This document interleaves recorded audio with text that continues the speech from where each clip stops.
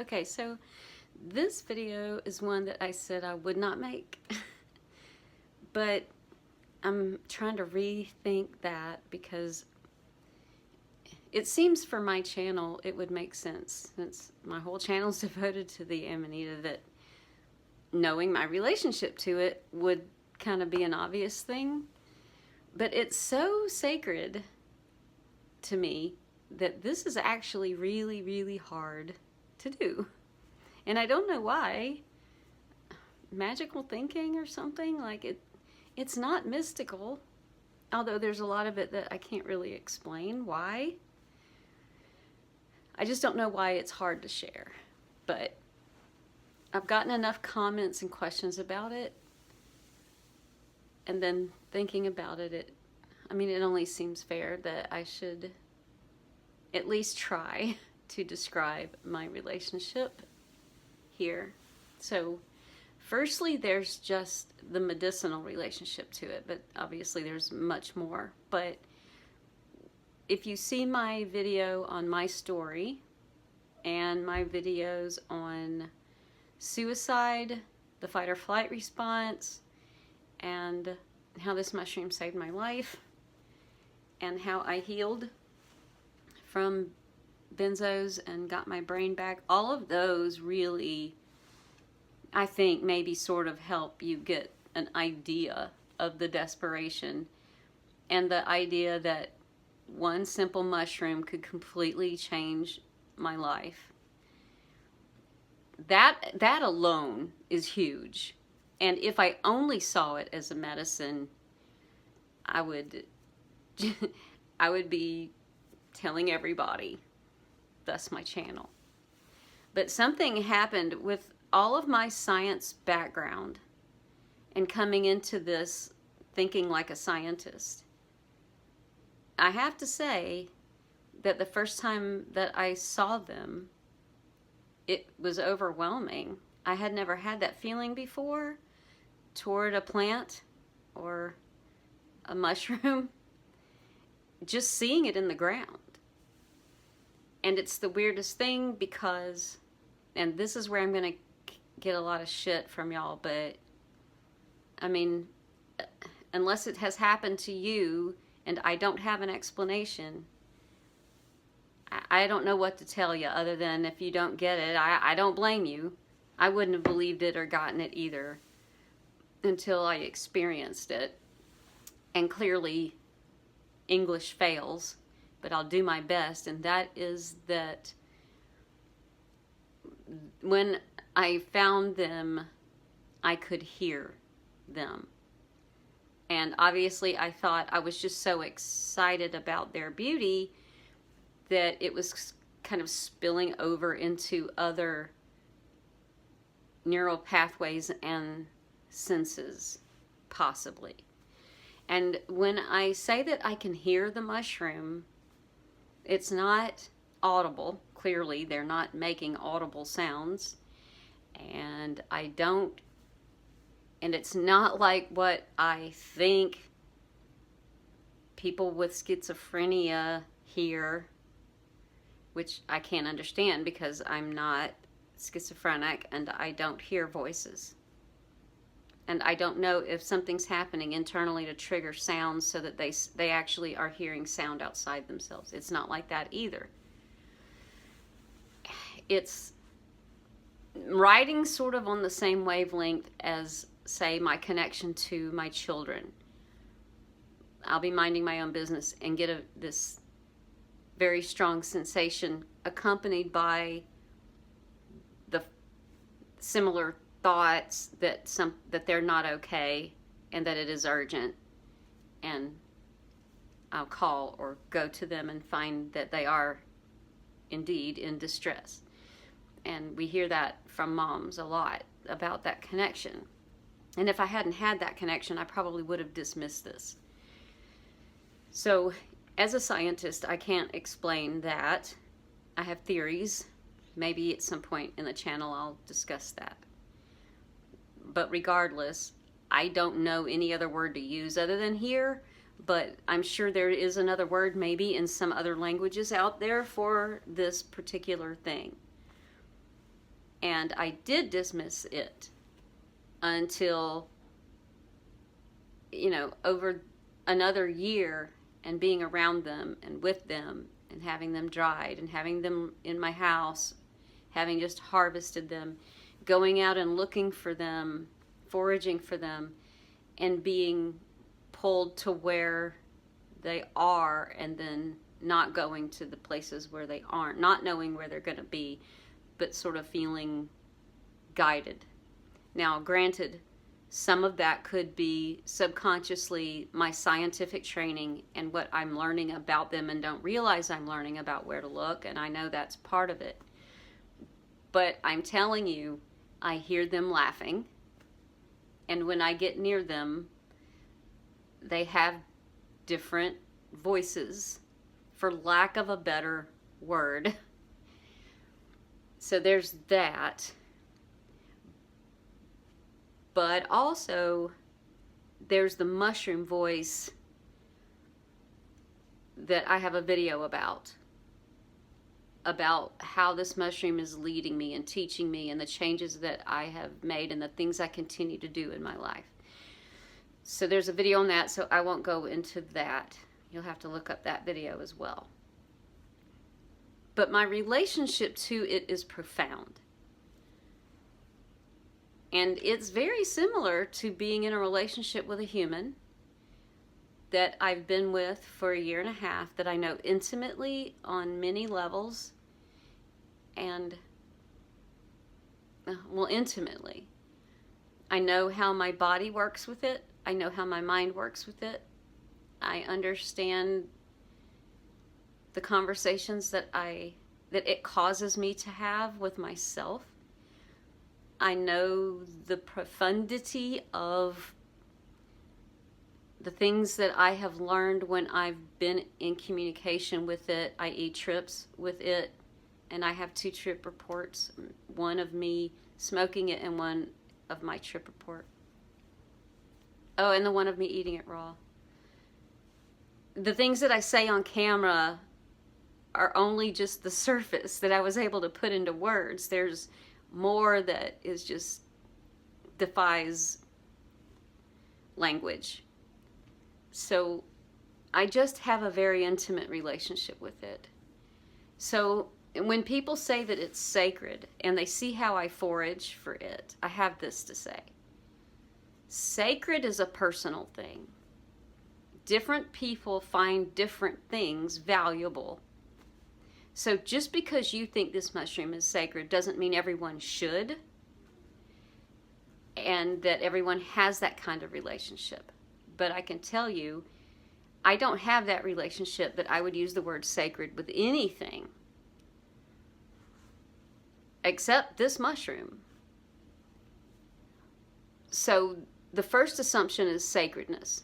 I happen to have what I feel is a sacred relationship with this mushroom. The second assumption is in how I forage. So, and what the word sacred should mean, and there's this assumption that if you have a sacred relationship to it, then you should outwardly behave in like a quiet way and be kneeling and reverent, that you should never laugh or make jokes or have fun, but that you're supposed to be serious. I don't understand why having a sacred relationship to something means that that's how you're supposed to display to other people. And I think it goes along with this idea that religion around the world taught people that that's how you're supposed to be with a deity. And I find issue with that. I mean, in my mind, what religion should be doing is teaching love and joy. And I don't know about you, but if something makes me feel safe, if it saved me from panic and anxiety and suicide, I'm fucking happy. And I can tell you that I have very intimate human relationships, and I don't treat those people seriously. all the time. We laugh together. And to me, one of the more bonding things you can do with your pets and your humans is to laugh together. And if there was a deity and I met that deity, I would like to think that deity would be like, what the fuck are y'all all serious about? So for me, and I didn't make this up, the mushroom itself laughs. And if ever there was the laughing entity, it is this mushroom. This mushroom is the joyful mushroom. I mean, freaking look at it. It's bright red, orange, yellow. It is the freaking joy mushroom. And that's how it makes me feel, is joyful. And I can't think of a better way. If you need me to worship something or to find something holy, for me, I can't think of a better way to worship it or to treat it than to talk to it and laugh, because I can't put into words what happens in my chest around them, especially the first one of the season, but all of them. I'm so overwhelmed by the impact on my body and my emotions in their presence that it is on every level. Not only is it deep and profound to the point of making me cry in reverence and in honor, but also there's this equality and this communion with it that is so deep and profound that the worshiping of it almost seems irreverent in itself, and that it raises me to a level of equal communion with it, and then the shared joy in it. The only closest thing, and y'all please don't take this out of context, I'm making an analogy here to a similar emotion, and that is making love to someone that I know intimately, deeply, and have ultimate respect for.